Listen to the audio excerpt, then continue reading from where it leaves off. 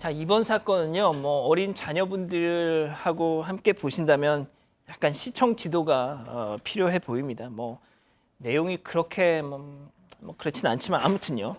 제보 사건입니다. 이 아내 불륜으로 이혼을 하게 됐는데 그 상간남이 고위 공직자다. 네, 제보자는 30대 남성으로 소개팅으로 만난 30대 아내와 재작년에 결혼했다가 약 2년 만인 최근에 이혼을 했다고 합니다. 이유는 아내의 불륜이었습니다. 상간남은 서울시 산하의 공공기관 이사장이었습니다. 이사장은 이사 중에서 서울시장이 직접 임명하는 자리인데요. 제보자는 작년에 불륜을 알게 됐고 혼인관계가 파탄에 이르렀다고 주장을 했습니다. 상간남인 이사장은 아내와 대학원 동기로 알게 된 사이였는데 이 두 사람의 나이 차이는 무려 27살이라고 합니다. 제보자는 아내와 결혼하기 전에 해당 이사장을 소개를 받았고 함께 청첩장을 전달하면서 식사를 하면서 안면을 트기도 했다고 합니다. 자, 제보자에 따르면 이 아내는 대학원 동기로 만났던 이 서울시 산하 공공기관 이사장에게 예전부터 뭔가 좀 특별한 그런 감정을 갖고 있는 것처럼 보였다고 합니다. 자, 일단 제보자분 얘기 들어보시죠. 아내 전처가 이제 소개시켜 줬을 때 저한테 전처가 이제 고향이니까 서울 생활했었는데 이제 뭐 그래도 뭐 좀 틈틈이 좀 잘 챙겨줬다? 뭐 서울의 아버지 정도로 이제 생각한다 정도로 이제 청첩장 드릴 때 이제 같이 만나서 드리자 해가지고 이제 처음 이제 얼굴을 트게 되었죠. 이제 뭐 잘 살라고 그런 식으로 말했었던 것 같아요. 이제 오세훈 서울시장 축기 보내주겠다고 해가지고 축기도 이제 저희 결혼식 때 왔었고요. 자, 그 아내 전처가 예. 지방 출신이었는데 일단 서울에 올라와서 살았는데 그렇죠. 이 공공기관 이사장이 어떻게 보면 서울 아빠 같은 존재였다. 그렇습니다. 지방에서 서울로 올라와서 스타트업 기업을 했는데 이 이사장이 하는 그 업무하고 비슷한 걸 했다고 합니다. 막 그러다 보니까 당시 어떤 얘기를 했냐면 이사장님은 타향살이 하는 나를 도와주니까 서울의 아버지다. 지방에도 이제 자기 집에 아버지가 있다면 예. 서울에 계신 아버지는 이 이사장님이다. 이런 얘기를 했다라고 합니다. 그러면서 항상 고마움을 나타냈다고 하는데 이렇게 친밀하니까 제보자 부부 결혼식에 직접 찾아오기도 했고요. 덕담도 건네고 특히 본인이 이사장이니까 서울시장이 임명한다고 하지 않았습니까? 예, 예. 서울시장 이름으로 이 결혼식 때 축기도 보내기도 했다고 합니다. 자, 나이를 뛰어넘어서 우정과 존경을 나누는 그런 바람직한 관계였다면 참 좋았죠. 저희가 다루지도 않았죠. 하지만 제보자가 이 아내의 휴대전화에서 발견한 이 아내와 이 이사장 두 사람 간의 대화는 단순히 그런 관계에서 주고받을 수 있는 내용이 아니었다는 거죠. 체크포인트 짚어보시죠. 아빠라더니 오빠였다. 자, 이게 무슨 얘기일까요?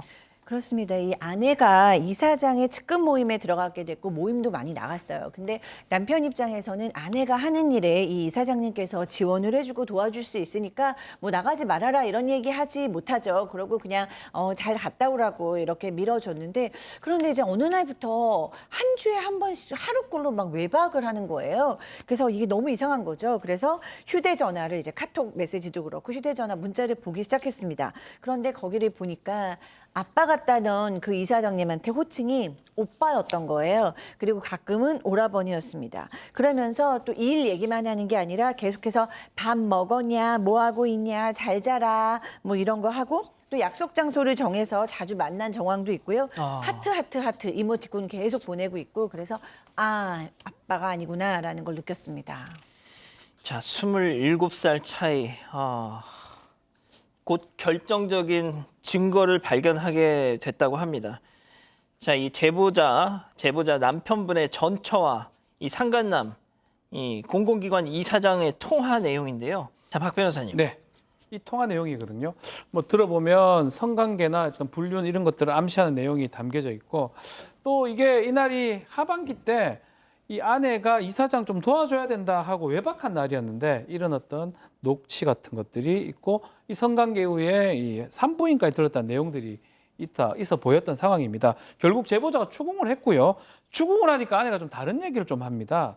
당시 술에 잔뜩 취해가지고 정신을 좀 잃었었는데 이사장이 자신을 성폭행했다라고 주장을 했습니다. 성폭행이요? 그러니까 제보자가 그러면 경찰에 신고했어야 되는 거 아니냐라고 다시 반문을 하니까 이 사람 서울시장 신복이기 때문에 강한 권력을 가졌고 보복이 무서워서 두려워서 신고를 못하겠다라고 하고, 그렇지만 남편 사실 믿기 어렵죠.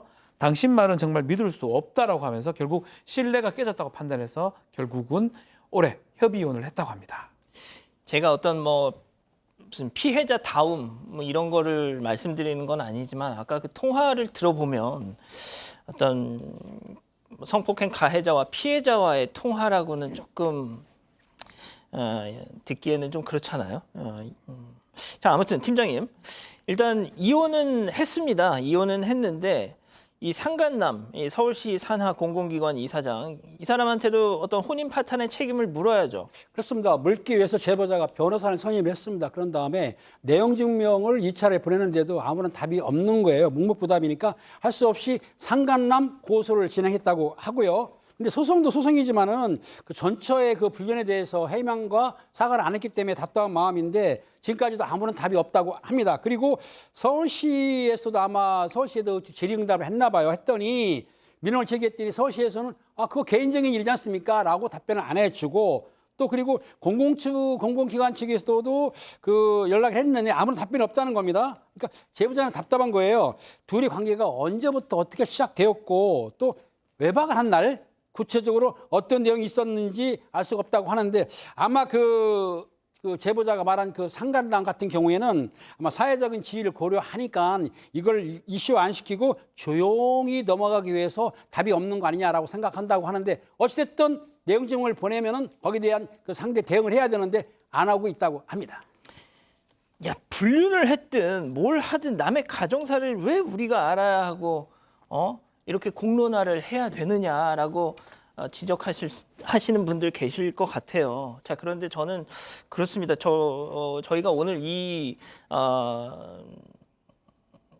아이템을 전해드리게 된 이유가 뭐냐면, 이분 오피니언 리더잖아요. 무엇보다 저는 어떤 대기업 총수, 또 어떤 세계적인 거장 영화 감독도 공개적으로 이렇게 이런 생활을 하잖아요. 그래서 많은 비판을 받고 있습니다만, 저는 이 경우는 세금을 받아서 먹는 사람들, 공직에 있는 사람들 같은 경우는 저는 좀 다른 잣대를 들이대야 된다고 생각을 합니다. 그래서 저희가 오늘 이걸 전해드리고 있는 거고요.